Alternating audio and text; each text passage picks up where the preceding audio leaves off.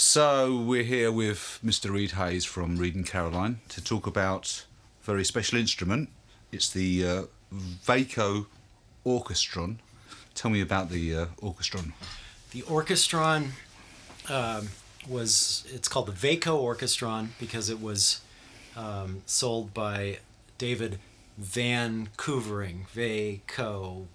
Brilliant. Yeah. Genius. Yeah, that's marketing savvy.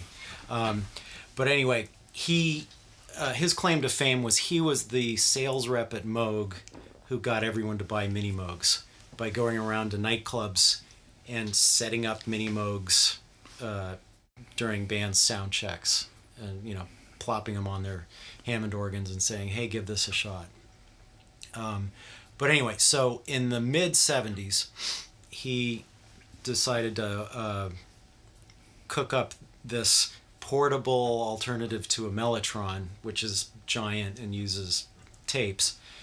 This thing is more the size of a small combo organ and uses just one disc and lets you play real instruments because it plays this.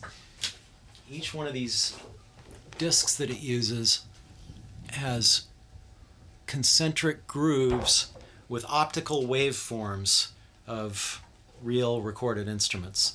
And since it takes the record 2 seconds to go around, you get a 2-second loop of each note. So how did he go from being a sales rep to a synth designer? This is like a big leap.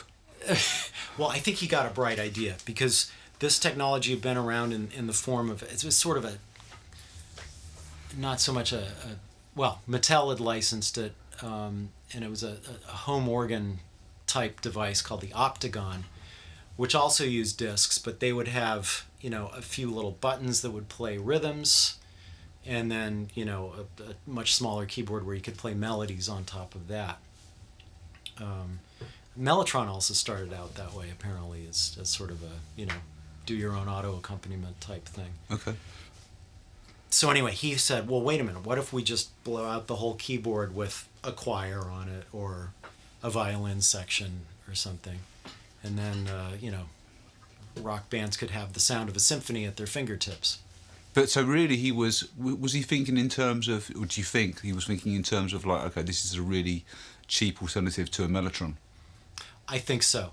And if not cheap, then portable. Right. Because this thing cost $2,200 in 1975, which in 2018 dollars is still over $10,000. So this was still meant for the serious musician. Right. So you've used it quite a bit on your new record. Yes. Hello Science. Yes.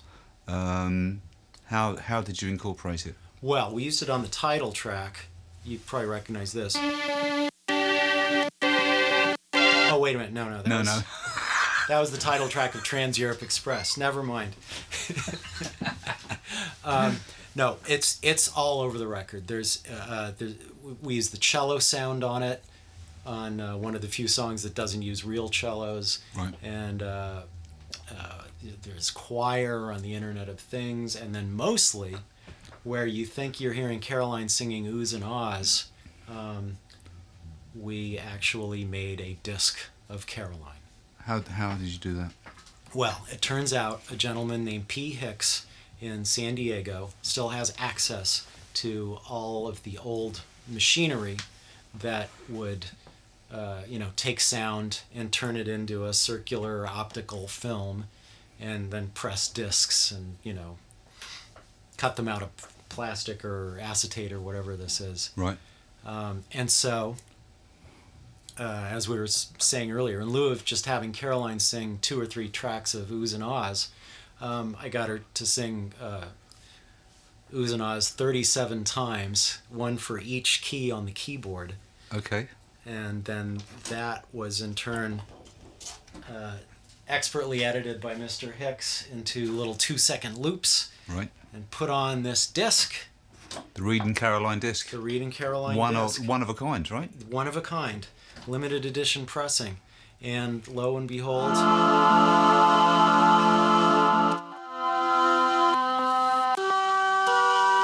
That's all.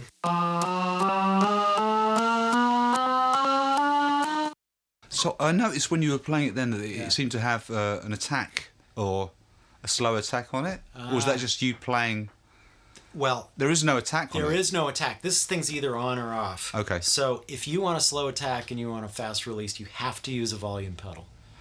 Oh, okay, That's okay, That's your only option, because otherwise everything would sound like that. right. So if you want it to fit in the track, you kind of have to use your foot. Right, okay. So there's no attack on it, but are there any other controls? Are there like is there an EQ, a brightness, or? There's bass and treble, and you want to keep the treble up all the way because there's absolutely no high end. So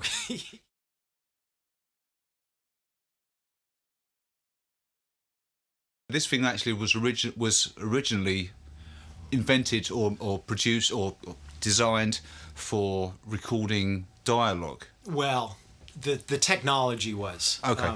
So the way it makes sound is light shines through each track on this disc, and where the disc is light and dark corresponds to a waveform. Right. And that is the way that soundtrack used to be on film in the early days of film. Right. There'd be a little, part off to the side that would have the sound on it that would then be translated back into sound by just a really bright light bulb shining through it. It sounds really scratchy, which is why films don't do that anymore. Right. But so that's where they got the idea for this originally. Which tracks on the album did you use the Orchestron on?